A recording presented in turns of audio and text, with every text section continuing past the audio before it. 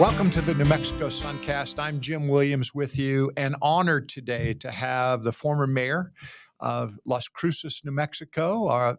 What an amazing city Las Cruces is. Mayor Ken Miyagishima, thank you for joining us today. Thank you for inviting me. Well, it's a lot of fun. Hey, before we started today, we kind of always have to hold up people that start telling us all this great information because it's hard before we start the broadcast to get you to repeat things that you tell us. So I want to get right into, we're going to do several segments today.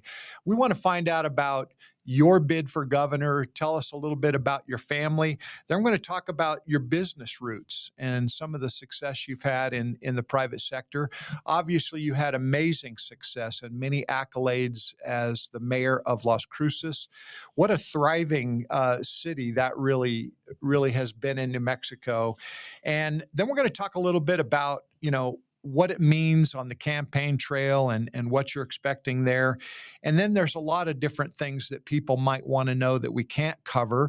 In fact, off the air, the very first thing you said when I met you this morning is that to answer all the questions we've put before you might take us 2 hours. So obviously we can't cover everything about you and your campaign and all you stand for. So I want to make sure that our viewers have a good chance to reference different websites and different things that you've done over the years. And maybe they can even give a call to your campaign office. So is that going to be okay? That's fantastic. Tell us a little bit about you.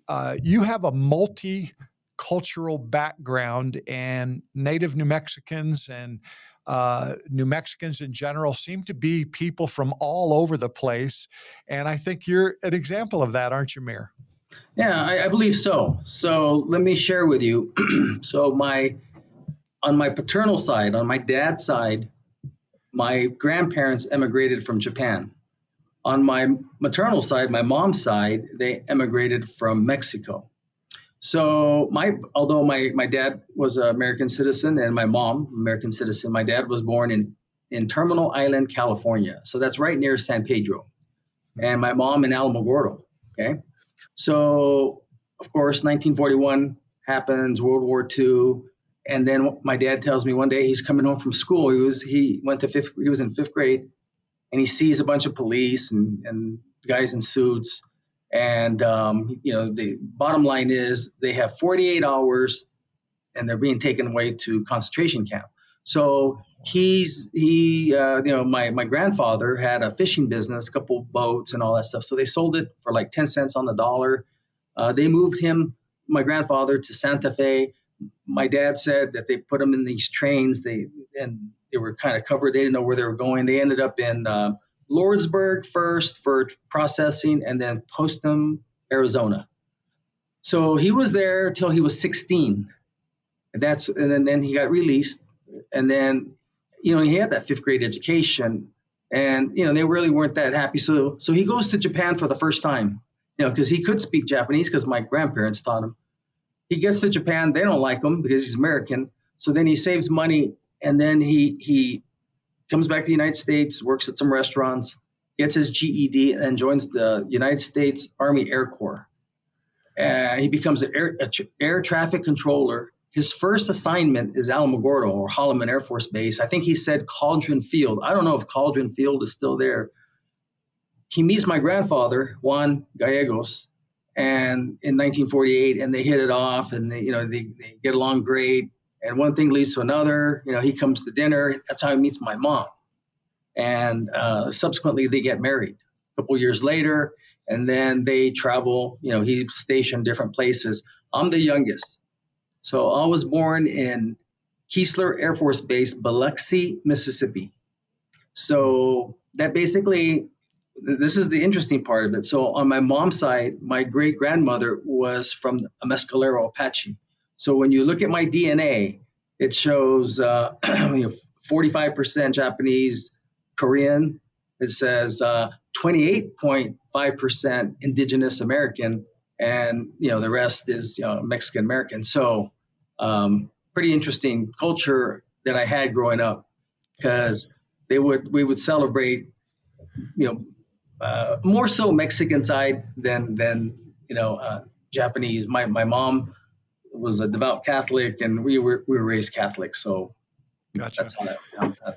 Mayor, as I'm listening to you talk about this, I almost feel like I'm inappropriately smiling. I'm smiling because you're enthusiastically and with pride talking about your background. But I feel like sometimes I'm insensitive to how difficult that was probably for your grandfather and your parents. Yeah. Discrimination is really a crazy thing. And you know a lot about that because of your background. And do you feel like you could do things as governor of our state to try to bring people together in our state? That's one of the things that there's good in everybody. I'm sure you see it during the holidays. You hear about all these, hey, these people give away $100 bills, or they do all these great things, like there's also many angels on earth. And subsequently, then you hear some of these evil things that happen. And there's some bad people on this earth. So I try to look at the good things and hope that we can maybe make those changes. You bet.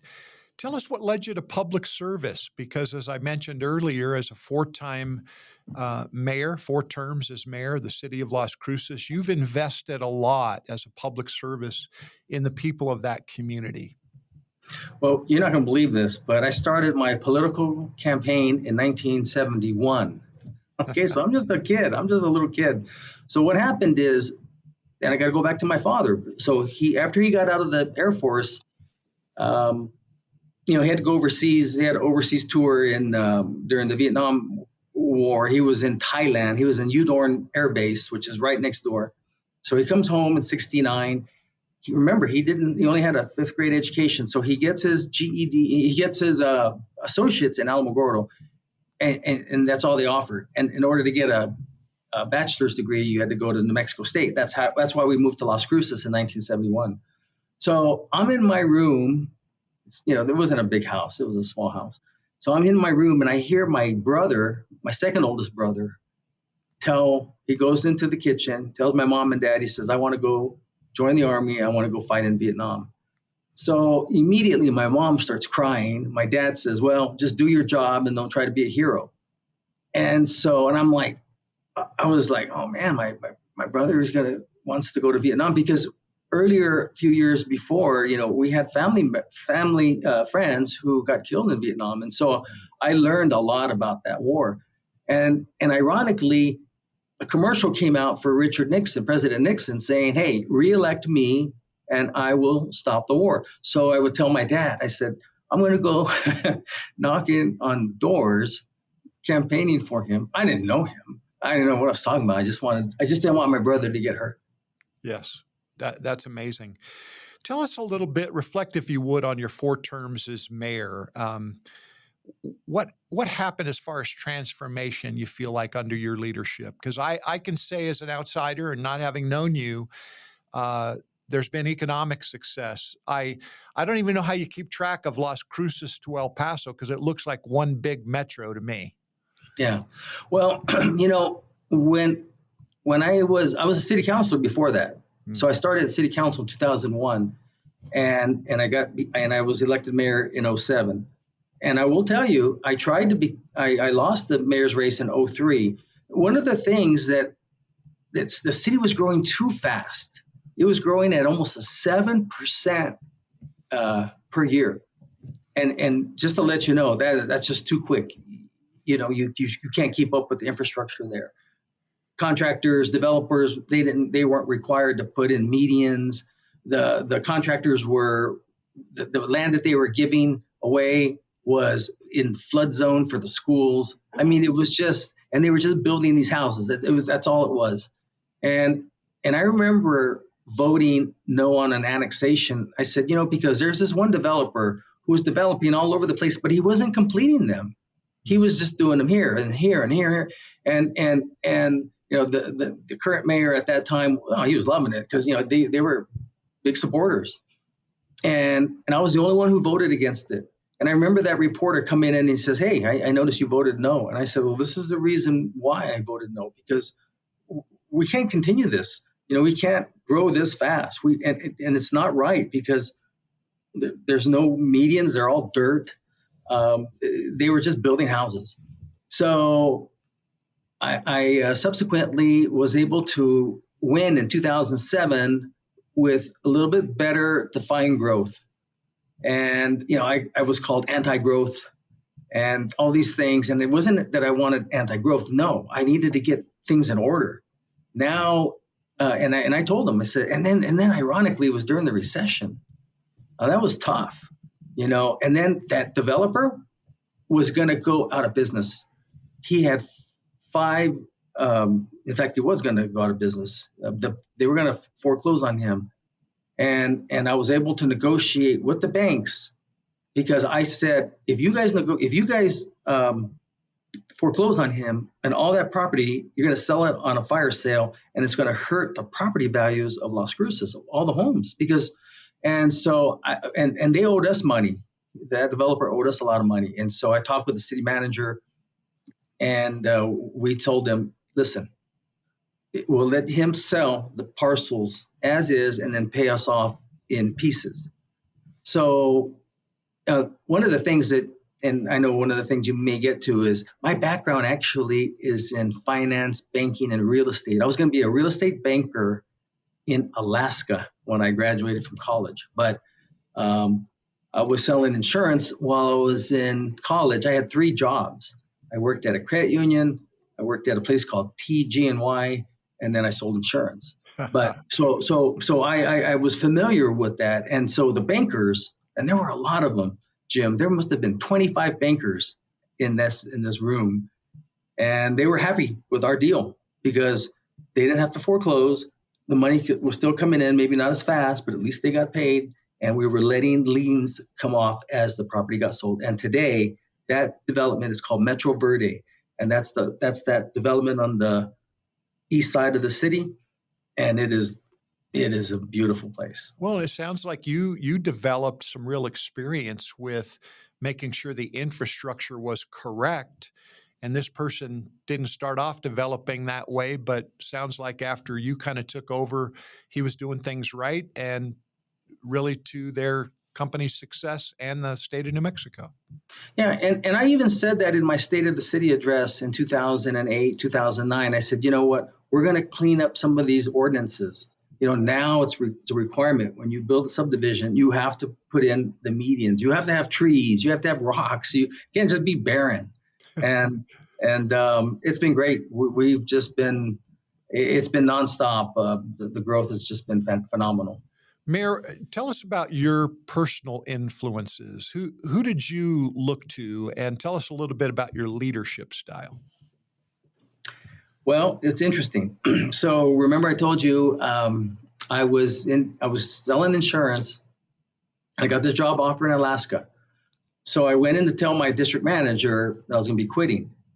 And he said, so I'm walking away. He goes, hey, Ken. And I go, oh, yes. And I'm thinking, just let me go, And he goes, I know you've always liked politics. He says, unless you own that bank like Frank Papin. So Frank Papin was a state senator here in Las Cruces, longtime state senator and a big-time banker. In fact, there's really one 10-story building. Now it's called Electronic Caregiver, but it used to be called First National Bank. And he was a big-time banker. He was a state senator. And he said, unless you own that bank like Frank Papin, that bank's not going to let you run for office. So I stopped and turned around and I go, really? And he goes, yes. So I researched it. There were 2 business people that I really looked up to. One was Frank Papin. The other one is a fellow by the name of Eddie Benz. Eddie Benz is a huge contractor here in Las Cruces. And this man, he would buy semi-truckloads of clothes and just donate it. I mean, he's just a good guy. So I found out that both of these guys were in the insurance business. And so I thought, okay, I'll try it for a little bit here. And then I realized when I found out that people in politics were either in law, real estate, or insurance, because it gives you that freedom, that flexibility to meet people and still do what community service and still, help provide an income for yourself. I love that. What lessons did you learn as growing up and then with your experiences as mayor that shape how you lead now? I started very young.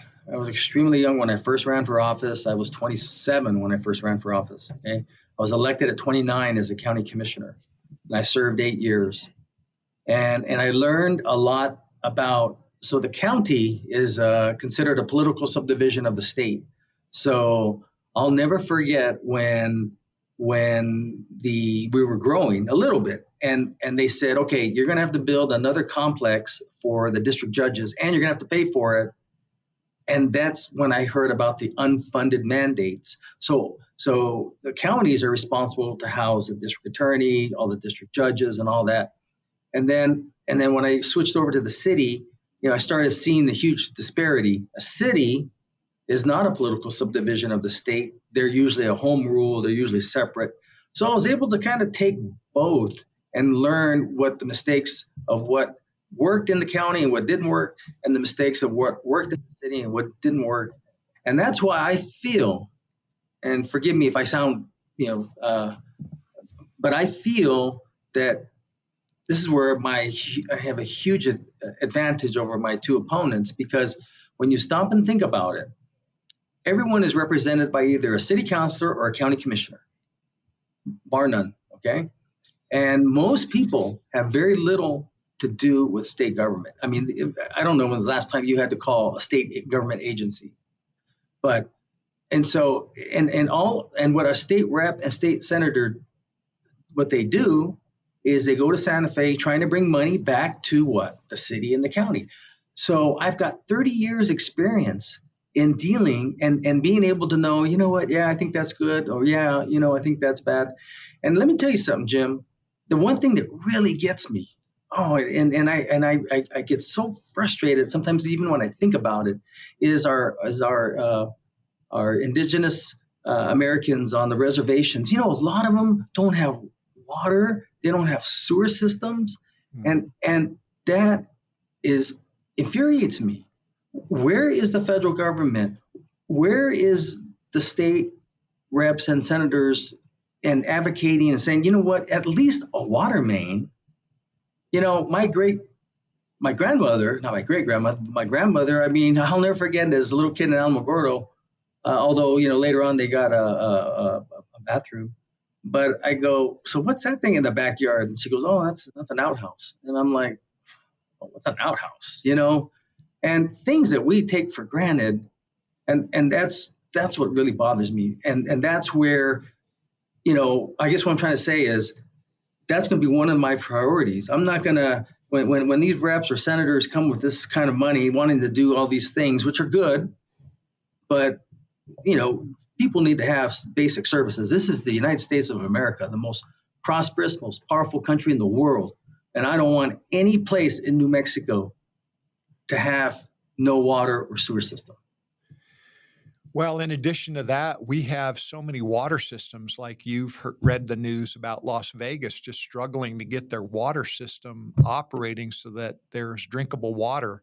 Flooding and other things have caused that, but seems like that problem's been around for 4 or 5 years and not with much change. Is that something as governor that you could help them with? Well, you know what I'm going to do, Jim? I'm going to give you my plan of how I'm going to have a lot of water. Okay. I was going to hold this for the debates, but I'm going to share with you, this is literally breaking news. Okay. And I'm going to preface this first. Now, I want to credit former Senator Ivy Soto and current Senator William Souls. These are state senators. And there's a professor here at New Mexico State, Dr. Larova. I hope I'm pronouncing her name. There was a study done about geothermal power, okay? In fact, the Albuquerque Journal, about 3 weeks ago, ran a front page story about a company who recognizes the geothermal possibilities here, okay? Now, I'm getting to where I'm getting at. You've heard of Truth or Consequences, New Mexico. Yes. But the name before Truth or Consequences was called Hot Springs, okay? Because on the western part of the state, there's a lot of hot springs. And we're talking about going pretty deep maybe half a mile or more, and you're going to hit a lot of hot, salty water, that the temperatures between 375 and 400 degrees Fahrenheit. I mean, it's more than boiling, twice as boiling. So when I was in grad school, one of my projects was to come up with an environmental friendly project, right? Now, I have visited desalination plants from California. I even, when I was a mayor, I even visited a desal plant in the Middle East. Okay. The most expensive part of running a desalination plant is the power, right? And to run that desal plant. And so I want to capture that steam that's down there and turn that into power to run the desal plant so that New Mexico will have tons of water. And I need to be very clear, we're not talking about aquifers because those are different. I think there's about 30 or 40 aquifers around the state. Those are pockets of water, fresh drinking water. I'm not talking about those. And I'm not talking about surface water. Surface water is the one that you see in the Rio Grande and you see I'm talking about water that has been down in the ground for centuries. Okay. And then people are going to say, well, what are you going to do with all that saline, with all that brine? Well, if you ever travel to Lordsburg during starting like in March, maybe ending in February, it gets very, very windy and there's dust. In fact, there's been several fatalities there. I want to cover that area with that brine because it has been proven that it'll act as a cover to prevent dust. So can you imagine if we put it over there, we're going to probably end a lot of dust storms, people maybe save lives. And then, and that's why one of the articles picked it up saying I was going to want to sell to Arizona because they're right there because, they're right there. And I estimate we'll make $500 million a year in income by selling water because just to give you in context, there's 300 square miles of surface water. That's not that much, 300 square miles. But underground, there's 90,000 square miles. That's almost a whole state of water underneath us. So we'll have plenty of water.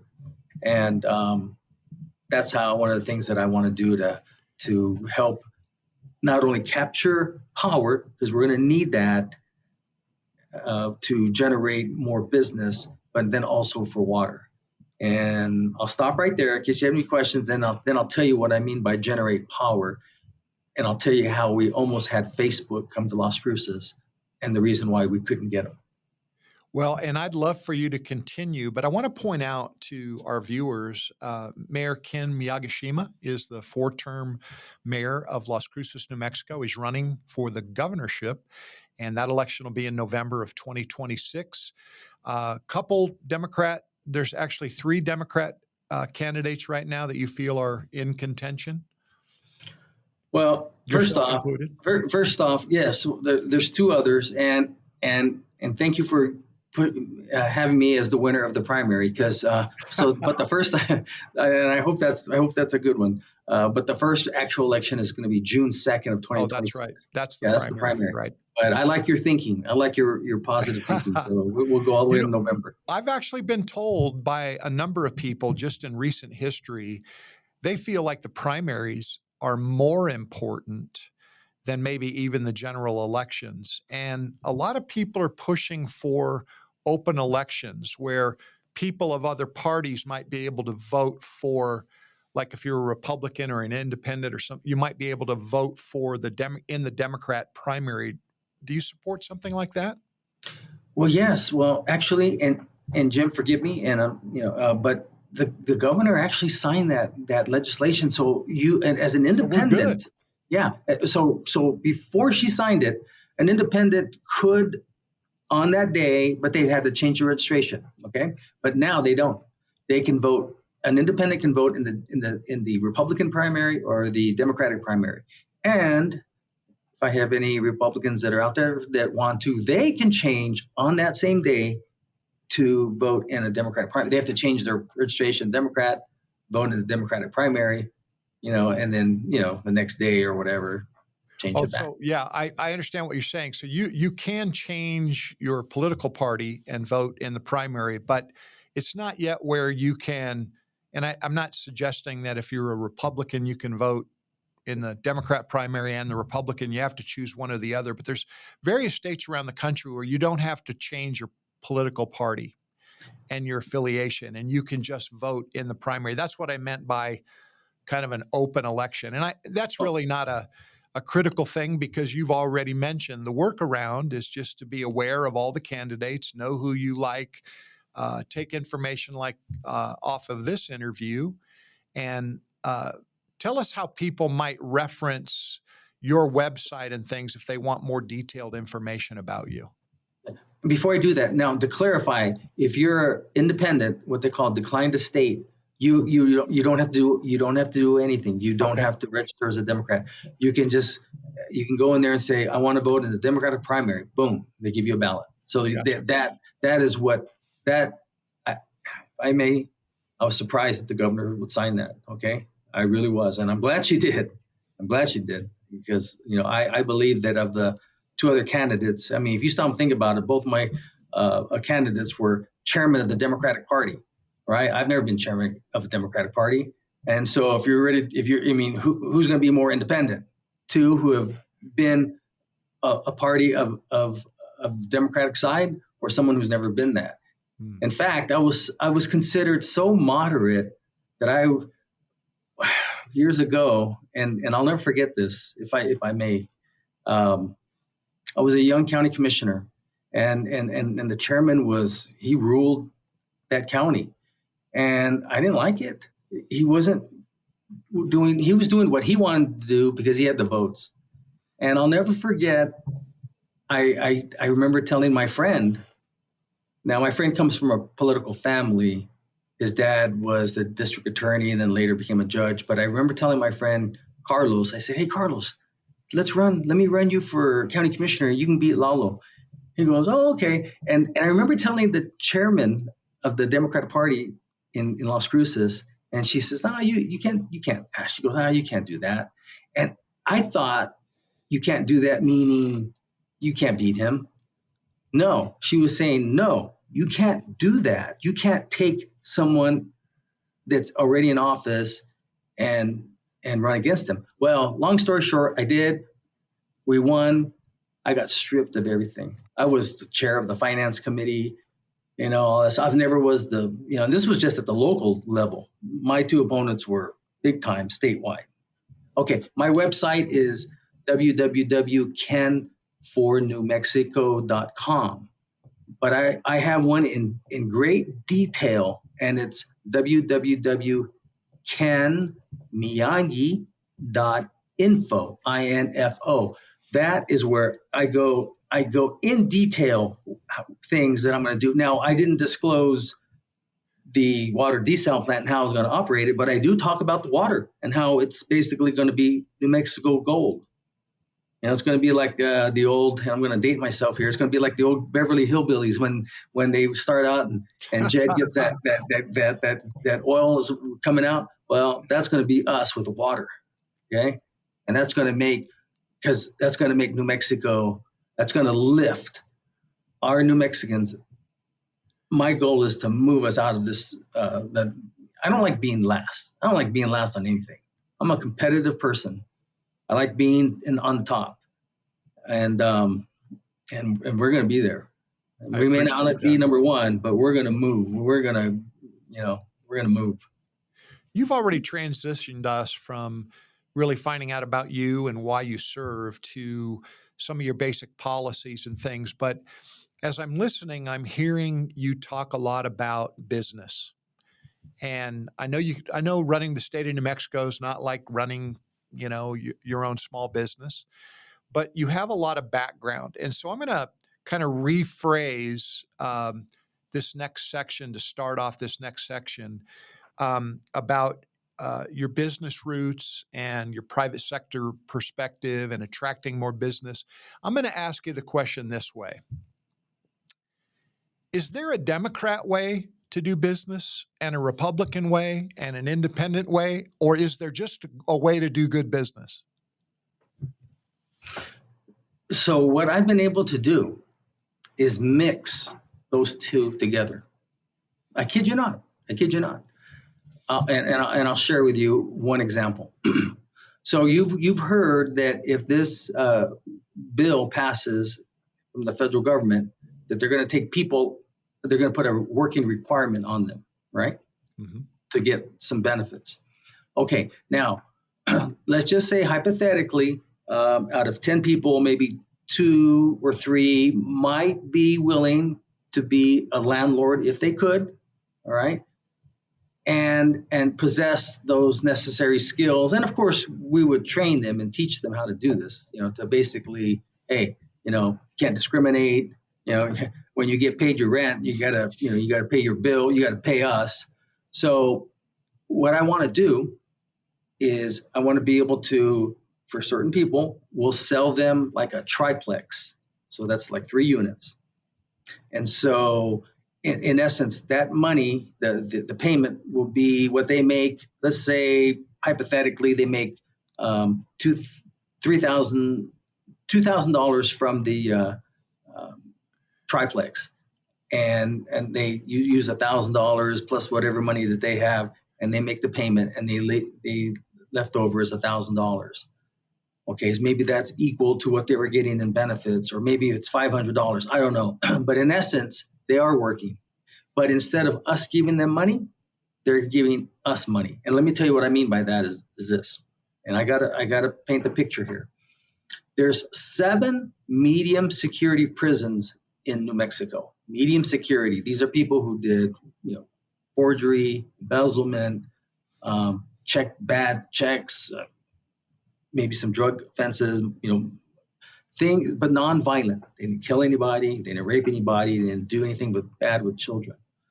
All right, so I want to take these prisoners who have about 2 years left in their sentence, as long as they've been good behavior, pull them out.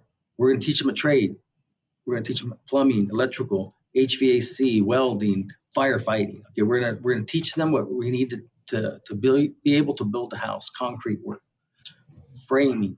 Okay, so I've already talked with contractors, and I want to do a public-private partnership with contractors around the state. The 2 most expensive parts of building a house or a duplex or a triplex or a fourplex is material and labor. So if we provide the labor, and that's how when you see my information, I talk about being able to sell a house for 25% less. Yes, that's how we do it. Okay, because our labor is going to be very, very minimal. And I don't know, but I would think that these prisoners would rather be outside working, building, learning the trade, so that when they officially are released, they have a job. And if they stay in that job for the number of years that they were sentenced, I'll expunge their record. Okay, so they're clean, and so that will reduce recidivism rate. We're going to be able to provide housing for those, and I have it broken down into phases: phase 1, 2, and 3, and then and we can use that as a recruitment tool. Now, this is the beauty part of it. If you look at the State Investment Council, it says we strive to earn a 7% return on our money. Okay, there's a State Investment Council, which is made up of the Lieutenant Governor, the Treasurer, the Auditor, the Attorney General. They usually send their representatives, and they work with certain business people, and that's how they come up with ways to invest a lot of the state's money. All right. Right now, if there was an article, and I keep all these articles, but it came out, I forgot which company that the state uses, and it's about $1 billion that they have invested in real estate, and they don't earn 7%. They don't even earn 6%, but they get close. Okay, so that's why I say 7%. So basically, let's say you're a police officer, and you're in Colorado, and you want to move to Albuquerque, because we'll talk about that later. I want to build a new police force, okay? Not Albuquerque police force, but a metro police force. Okay, so imagine, okay, the chief says, hey, you know what? This is what your starting salary is, and you qualify for a 0 down payment, brand new home, $1,500 a month. So this is where I can combine business and government and make them work. And that's what I'm trying to get at. And they're paying us, because if you take a mortgage of say $250,000 over 30 years, 7% interest fixed, they're gonna pay the state about $500,000 in interest. We're not giving them anything. They're buying it from us. Think about what I'm saying. They're buying it from us. We're not giving them anything. And so what I'm trying to get is we're still going to be providing benefit, but they're buying it. We're not giving it to them. So that's where I can take what people want, expect people to have a job and do this, and then also provide for those who need it.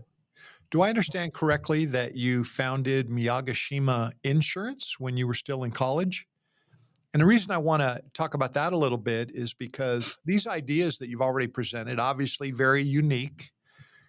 And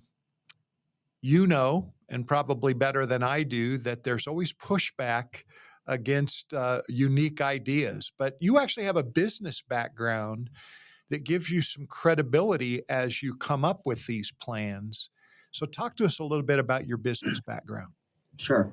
Well, as I mentioned, so this is a funny story. So I grew up in a military family. In fact, the reason why I'm not in the military is because when I was 3 years old, the brother who was going to go to Vietnam, who went to infantry school, he went through everything, and at the last minute, he gets orders to go to Fitzsimmons Army Medical Center to learn how to make glasses. Can you believe that? Okay. Well, anyways, he pushed me into a lake. He claims I fell. No, he pushed me. And I've had this fear of water, and I can't shake it. I've taken all kinds of swimming lessons and all this stuff. And one day I had taken my daughter out on one of those little kayaks in Guatemala, right? And I overturned. And I had learned kind of how to swim. But you know what? All that went out of I thought, I'm dying here in Guatemala in this murky green water. And then my first instinct was to stand up, and I stood up, and it went to about my stomach. So needless to say, I didn't die. Okay, so getting back to my business background. So when I was 18, my father, bless his heart, and was a tough. He was a E6. He retired at E6, 21 years. It was graduation night. He has his father-son talk. He says, "So you're going to go to college? You're going to get a job?" I said, "No, I'm going to go to college." He says, "Okay, well, you got 5 years to finish, because at age 23, your military benefits expire."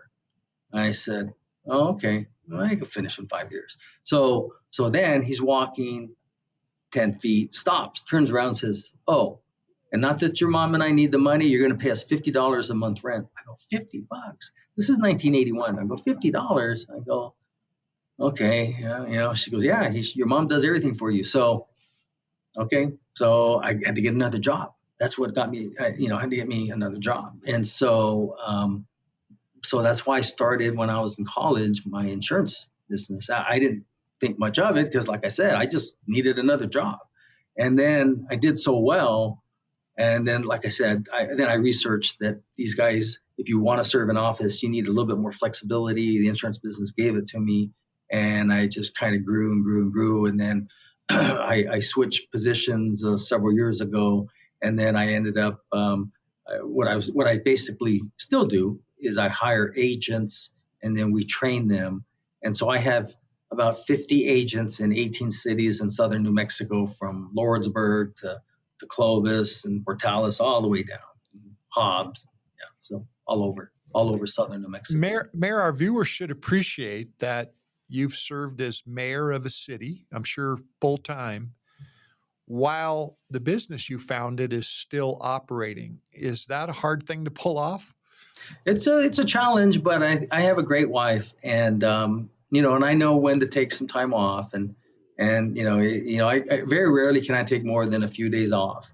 But you know what? When we go, it's good. She's my rock. She's the reason for my success, really. When you get right down to it, she travels with me. She sometimes drives if I'm a little tired, and I can do my emails, And but getting back to the business part of it, it's just, I learned early on because my dad, even though when he got out of the Air Force, he got his degree in banking in business, and so I learned from him. As much as I didn't want to, my grandparents, they lived in Alamogordo, and my mom and dad found this old house that was like 2 houses away, but it had to be redone. And here I am, like 13, 14 years old, and I'm free labor, so I had to go every weekend to Alamogordo, and we built a house. So I learned how to build it.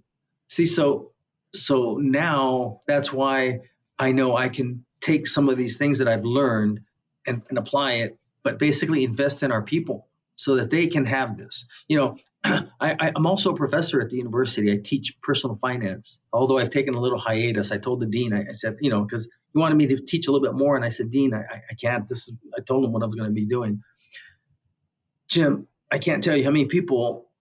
It's not that they were planning on failing; they just failed to plan for retirement. Right? Mm-hmm. That's why one of my phases is where I want to be able to do fourplex for people to purchase it.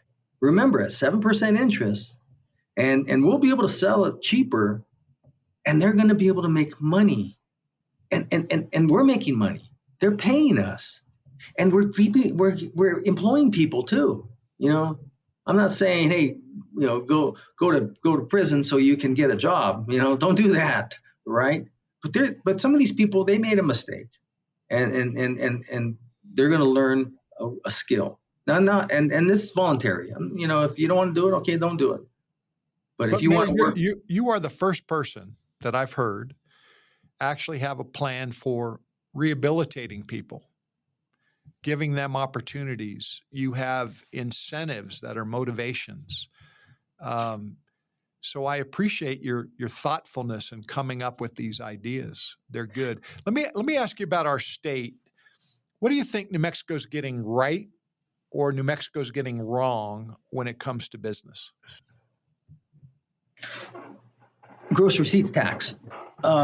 Okay, so when let's take Las Cruces for example. I have to chuckle because my closing comments when I left in December of 2023, which I did leave, I was not defeated. Okay, I want to make that very clear. I decided not to run for a fifth term because I knew I wanted to run for governor. And I said, when I first got there, we only had $250,000 in reserves. $250,000 when I got there in 2001. Okay, now we have it was 3 times what the state required, and we had $40 million in a fund. We call it the Telshore Fund, unencumbered. In fact, every time a organization like Moody's or Fitch would come down, they'd say, God, you guys have $40 million just totally unencumbered. That's what we would use when the feds would drop off the migrants and we'd have to take care of them, because we knew we were going to get reimbursed. That's why we didn't have to worry about any type of breakdown in services. But so when you buy something from the city, you're charged about, I'm sorry. I told them, don't raise taxes and don't spend that Telshore Fund money, please. And what do they do? Within the first 6 months, they raise taxes and about half of it's already gone. Needless to say, I'm not that happy. But would you believe when you buy and this is true in any city. So let's make it real simple. Let's say gross receipts tax is 9%. The state keeps 2/3 of that. So the city only gets 1/3. They don't keep it all. So the state gets 2/3. In fact, I ran into the state auditor the other day, and I meant to ask him, who audits DFA, the Department of Finance Administration? Because they're the ones who collect all this money and then they distribute it to the cities, right, and counties. And I've never heard them being audited. So getting back to our earlier conversation, I said, you and I are both represented by either a county commissioner or a city councilor. If you live in a city, there's 5 cities in Doña Ana County, and then the rest are all incorporated. So you have a county commissioner. Very few people have interaction with the state. What do they do with all that money? So I'm going to tell you this. The number 1 best run city in New Mexico, the number 10 best run city in the United States can operate at $4,200 per person. Okay. So you take $4,200 per person at 120,000 people, it comes out to about $500 million. Now you take $4,200 per person and multiply it by the 2.2 million people that we have in New Mexico. That means our budget should be in the ballpark of about $8.5 billion, and it's 10.8. So there's $2 billion there that can be looked at and provide, and I think can be looked at very strongly as far as cutting it. Now, I will tell you, the best run city in New Mexico and the top 10 best run city in the United States was Las Cruces. We made it every year. One year we made it 11. I wasn't happy, and we were number 11, but we've have been there. And unfortunately, I think it's kind of slipped now. Nothing against the mayor. Can I just chat with you a little bit about why I want to do Metro Police? Absolutely. Okay. There's only 2 cities in New Mexico that the mayor controls the police department. One is Albuquerque, the other is Santa Fe. So I'm pro law enforcement. I mean, I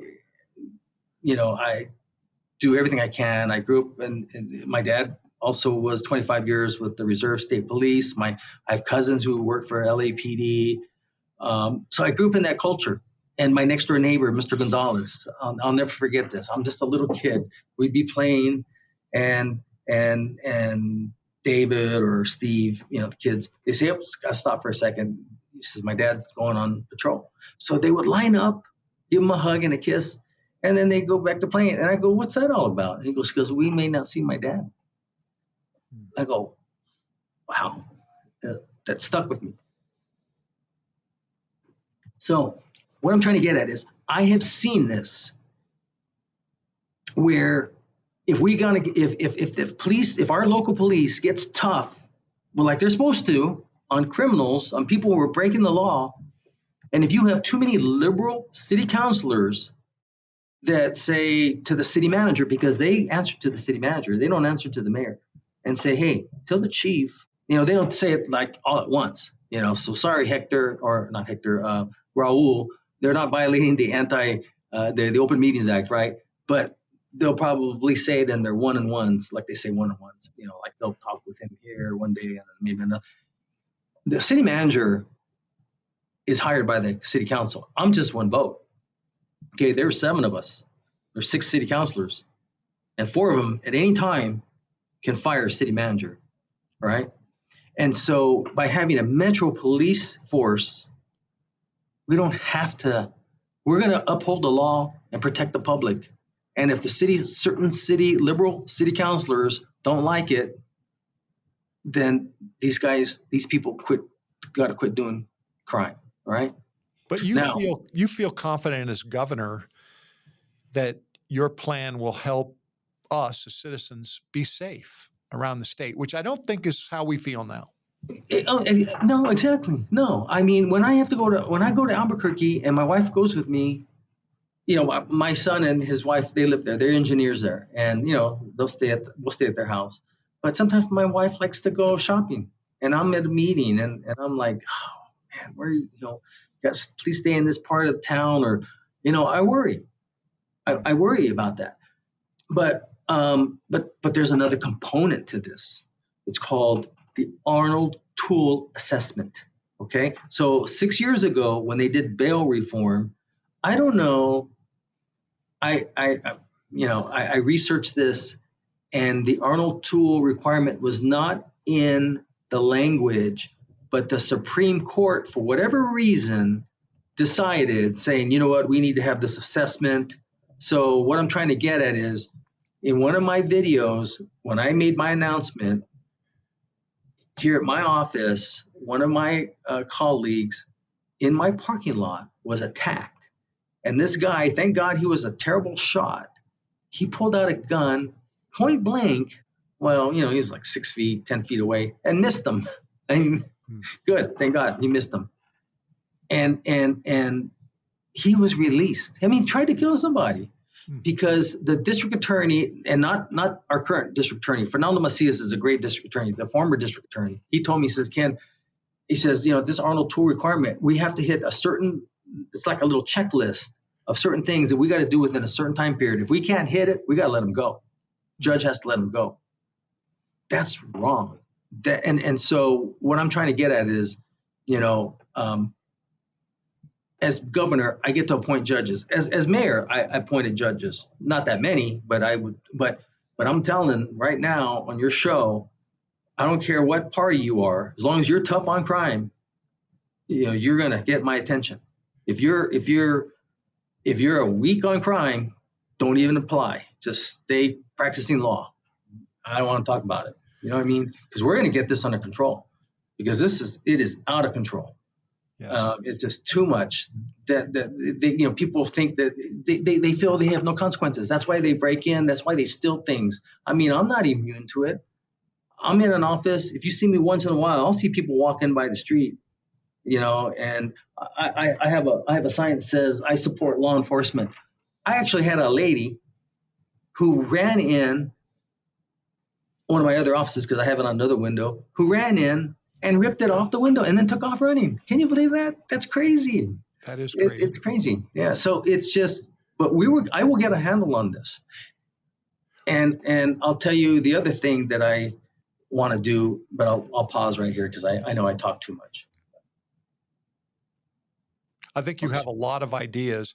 We've only got about 5 minutes left. We have another page that we were hoping to get to, but I want to do two let's things. just keep on running. What I'd like to do is I'd like you to tell us, if you would, what do you feel like your top priorities are? Kind of summarize that for our viewers. And then I'd be remiss if I didn't ask you something about how you feel about the border, because you live on the border. And I think those of us who live, central New Mexico and in northern New Mexico, we hear about all the noise about what's happening at the border, but we're not experiencing it firsthand. So if you would, tell us what your main priority is. Tell our listeners and our viewers how they can find out more about your campaign, point out those emails and websites, and then talk to us a little bit about the border. We only got 5 minutes, so I'm not leaving you much time to do that. Okay, so I think I told you about Ken for NewMexico.com, and then KenNM.info, and then my email is Miyagishima@gmail.com. Okay, so that's that. I talked about two of the main things: crime, and I talked about building housing. Right. The one thing I didn't talk about is the medical malpractice. We're losing doctors. We're the only state losing doctors because there are legislators that are medical malpractice lawyers. Now, Jim, I don't think you can get more conflict of interest when you control legislation and play around with it that benefits you. Okay? That has to stop.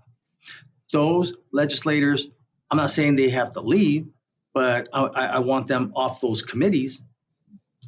Do something else. Well, you're obviously referring to, we are the only state, I understand, in the country that's lost doctors since 2019. Yeah, and it's primarily due to the policies that the legislature has put forth. Yeah, they don't even have. There's not a cap like on punitive damages. Punitive damages is like, let's say, for example, you tell me about something and I don't fix it. Okay. And then you tell it to me again and I don't fix it. And you tell me the third time and something happens to you. And the judge says, you know what? We have on record, you were told this and you didn't want to do it. So we're going to give you punitive damages. Okay. You should be punished. But there's a particular institution here in New Mexico who was sued for $40 million because they, I know they left an instrument, but it didn't kill the person. They took it out. $40 million. There's no cap. I mean, it's not like they did it on purpose. That's crazy. So we need to cap medical malpractice lawsuits, because if not, all that's going to do is pass on. It's going to make health insurance more expensive, and maybe it's going to make some of them just go away. I know there's a doctor in Gallup who left because of medical malpractice insurance. 9,000 patients that have to leave, and that's not right. And so those are the three things that I campaign on: medical malpractice reform, crime, and then also for the housing. I love it. Well, if you're watching now, and I hope you'll review this podcast again, KenNM.info, former mayor of Las Cruces, 4-term mayor, former city councilor in Las Cruces. Amazing accolades that you won there over the years you were there. Mayor Ken Miyagishima, I am so sorry that we don't have more time today, but I do promise you this: if you'd be willing to come back on with us here in, say, another month or so, we'd love to keep talking to you throughout your campaign, and we'd love to hear all your ideas. I appreciate that you love New Mexico and that you want to stay here and continue to invest. So thank you for joining us on the Suncast. Thank you very much. Thank you for having me, and good luck on the rest of the future podcasts. Thank you.